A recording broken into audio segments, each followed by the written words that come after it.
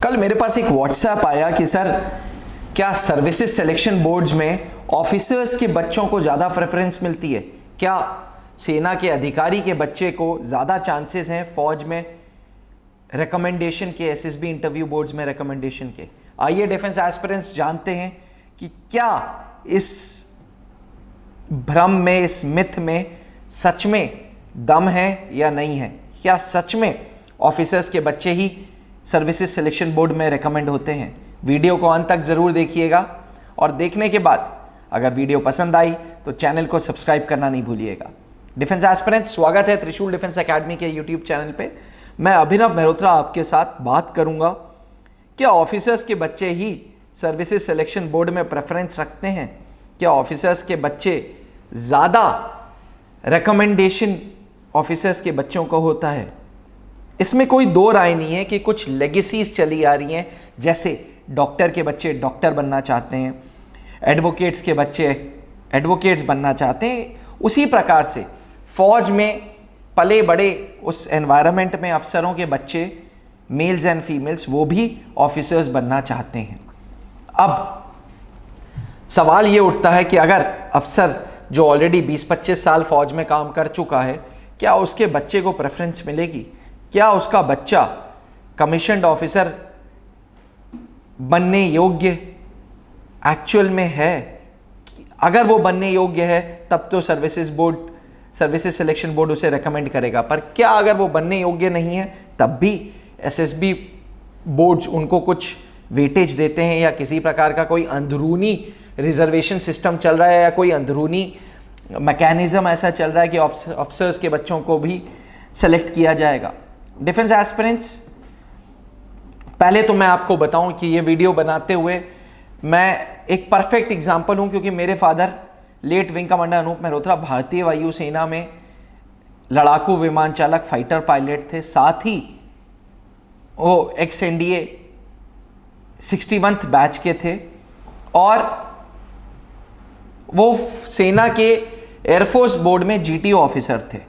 और जब वो जीटीओ थे तब मैंने संजोग से क्लास 12th दिया था, तो मेरे पास टेक्निकल एंट्री स्कीम के चांसेस थे, मेरे पास नेशनल डिफेंस एकेडमी के चांसेस थे। सबसे पहले हम बात करते हैं रिटन एग्जामिनेशन की। 12th के बाद रिटन एग्जामिनेशन एनडीए का दिया जाता है। नेशनल डिफेंस एकेडमी में ऐसा कोई भी डब्बा नहीं है जहां पे आप क्लिक कर दो कि भैया आप अफसर के बच्चे हो। नेशनल डिफेंस एकेडमी का इम्तिहान यूपीएससी ले रहा है, जो हर बच्चे को बराबर मानता है। नेशनल डिफेंस एकेडमी में किसी प्रकार का कोई रिजर्वेशन अभी नहीं है।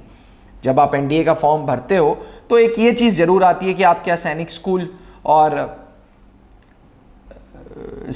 के प्रोडक्ट हो या आरआईएमसी के प्रोडक्ट हो, क्या आपके फादर जेसीओ या सर्विंग ओआर कैडर है तो आपकी फॉर्म फीस कम हो जाएगी। लेकिन कहीं ये नहीं लिख के आता कि आपके फादर कमीशन्ड ऑफिसर हैं, आपके फादर की क्या रैंक है। ऐसा कोई एनडीए के फॉर्म में प्रोविजन नहीं है।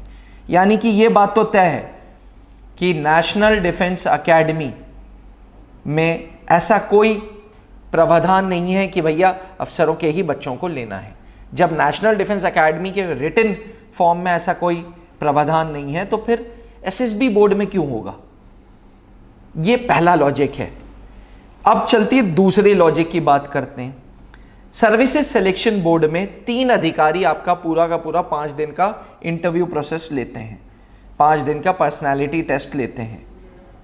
इंटरव्यूइंग ऑफिसर जो जनरली प्रेसिडेंट या डिप्टी प्रेसिडेंट होता है, GTO group testing officer and psychologist. ये 3 अधिकारी जो होते हैं ना, ये अधिकारी अपने आप में बहुत ही सॉलिड अधिकारी होते हैं। ये अधिकारी ऐसे ही नहीं बन जाते, जीटीओ ऐसे ही, इंटरव्यूइंग ऑफिसर ऐसे ही, साइकोलॉजिस्ट नहीं बन जाते। एक क्राइटेरिया मीट आउट करना होता है, एक पर्टिकुलर रैंक होनी चाहिए। रैंक होने के बाद आपको डीआईपीआर में प्रॉपर 4 हफ्ते 6 हफ्ते की ट्रेनिंग मिलती है। 4-6 हफ्ते की डीआईपीआर में एग्रेसिव ट्रेनिंग के बाद आपको सर्विसेज सिलेक्शन बोर्ड में एज अ ट्रेनी लगाते हैं। ट्रेनी लगाने के बाद जो आपका ऑफिसर होता है, जब आपको वो पास करता है तब जाके आप एक जीटीओ, एक इंटरव्यूइंग ऑफिसर या एक साइकोलॉजिस्ट बनते हो। उसके बाद आपके पास मैक्सिमम 2 टेन्योर्स होते हैं, 3-3 साल के 2 टेन्योर्स, मैक्सिमम 6 साल का टेन्योर होता है। अब 6 साल के इस टेन्योर में 3 साल एक स्टेशन पे रहते हो, 3 साल दूसरे स्टेशन पे रहते हो।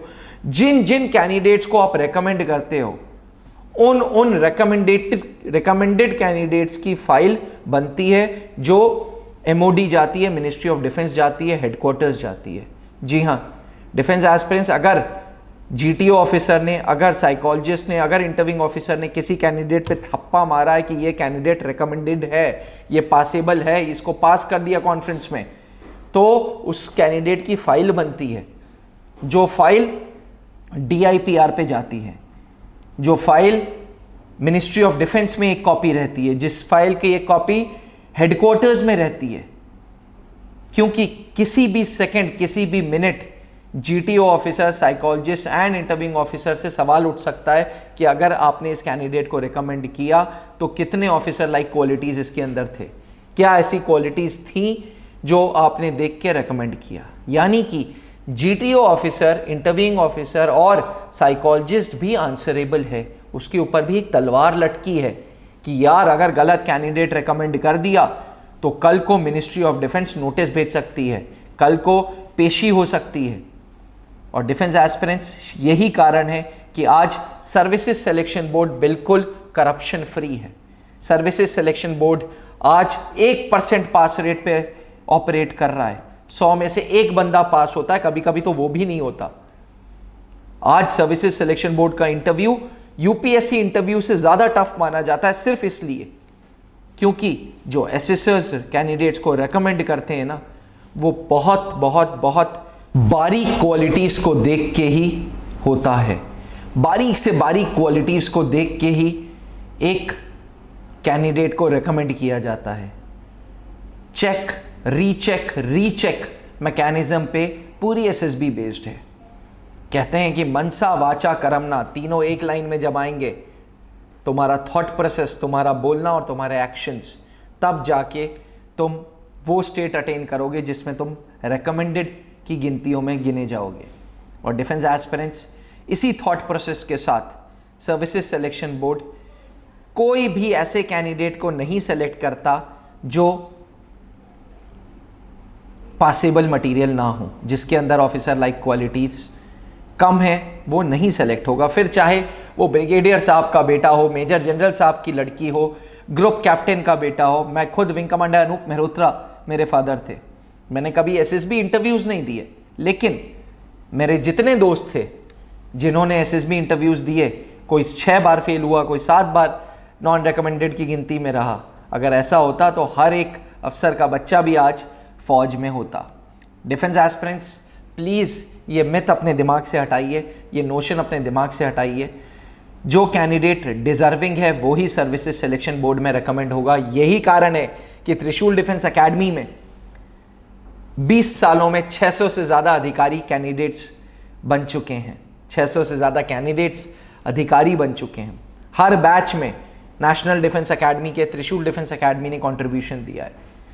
400 सीटें, 400 में से इस बार भी एनडीए 151 में अंकित शरण को अभी हाल ही में त्रिशूल डिफेंस एकेडमी का कैंडिडेट जो रेकमेंड हुआ है। हमारी गिनती आज 600 पूरी की पूरी 600 हो चुकी है। कुछ लोग कहते हैं सर सिर्फ 600, मैं बोलता हूँ हाँ भैया सिर्फ 600। ये कारण ये है कि सर्विसेज सिलेक्शन बोर्ड में आज भी पास रेट 1% है और त्रिशूल डिफेंस एकेडमी कुछ भी गलत नहीं बोलता। एक एक कैंडिडेट का रिकॉर्ड है हमारे फ्रंट ऑफिस में, एक एक कैंडिडेट का 2003 से लेके 2023 तक जितने कैंडिडेट्स रिकमेंड हुए हैं त्रिशूल डिफेंस एकेडमी में, हर एक कैंडिडेट का रिकॉर्ड है। तो डिफेंस एस्पिरेंट्स, प्लीज़ अपने दिमाग से ये शक हटाइए और अच्छे माइंड से, पॉजिटिव माइंड से सर्विसेज सिलेक्शन बोर्ड इंटरव्यू की तैयारी करिए। त्रिशूल डिफेंस एकेडमी में कर्नल पंकज मेहरोत्रा, जो कि खुद एसएसबी बोर्ड में डिप्टी प्रेसिडेंट थे, इंटरव्यूइंग ऑफिसर थे, उनके साथ साथ कर्नल सौमित्रो दत्त सर के गाइडेंस में एसएसबी इंटरव्यू के बैचेस चलते हैं। 14 दिन के कैप्सूल बैचेस होते हैं, जिसको अब हम जल्दी 21 दिन करने जा रहे हैं। और साथ ही हमारी अपनी डॉर्मेट्री भी है त्रिशूल डिफेंस एकेडमी की, जहाँ पे कैंडिडेट्स रहते हैं, खाते हैं और शाम को उनको एक एनवायरनमेंट मिलता है जहाँ पे वो ग्रुप डिस्कशंस करते हैं, लेक्चरेट्स करते हैं। तो अगर है जुनून देश सेवा का तो प्लीज़ ये सारी चीज़ें हटाइए और फौज की तैयारी करिए। Thank you. जय हिंद। जहां बनते हैं देश के गौरव। इंडिया का एकमात्र ऐसा कोचिंग इंस्टीट्यूट जहां कैडेट्स को ट्रेन किया जाता है आने वाले डिफेंस एग्जाम के अनुसार। अगर आपका भी सपना है भारतीय सेना में शामिल होकर देश की सेवा करने का, तो आज ही ज्वाइन करें त्रिशूल डिफेंस एकेडमी।